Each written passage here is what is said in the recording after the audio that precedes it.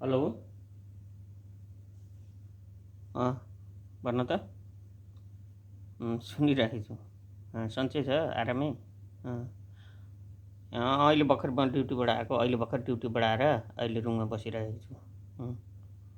अँ, के अरे पैसा? अनि पैसा के महिनामा? महिनामा 4 चोटि आउँछ सेलेरी।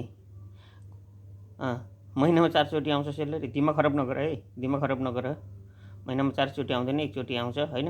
अहिले भर्खर म ड्युटीबाट आएर फ्रेस भएर अहिले रुममा बसिरहेको छु। अनि कसले उसले भने के माग्दैछन्? अनि माग्दैछन् भने भइहाल्यो त, कुनै ठुलो कुरो छैन त्यो। एक दुई दिनमा भइहाल्छ, त्यो टेन्सन गर्नु पर्दैन, आवश्यक छैन। के गर्दैछु बुढा होइन, खायौ खाएनौ, सन्चो छौ कि बिसन्चो छौ भनेर तँ त सोध्नु छैन होइन। पैसा पैसा मात्रै छ। पैसा ठुलो हो कि बुढो ठुलो हो? बुढो ठुलो होला नि, पैसा त ठुलो होइन होला। भोलि कि म च्याङमा लगेर, मेरो च्यानमा लगेर ड्याङ्गा च्यानमाथि त हालिदिँदैन होला होइन। जिउँदो उन्जेलीसँग राम्रोसँग बोल न यार। मरेपछि त छँदैछ नि।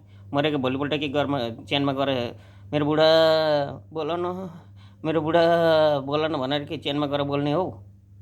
जिउँदो हुन्जेल त बोल न, मरेपछि के च्यानमा गएर बोल्छौ? दिमाग खरा नगरेर भन्दैछु त यार। दिमाग खरा गरेको छ पैसा पैसा भनिरहेको छ।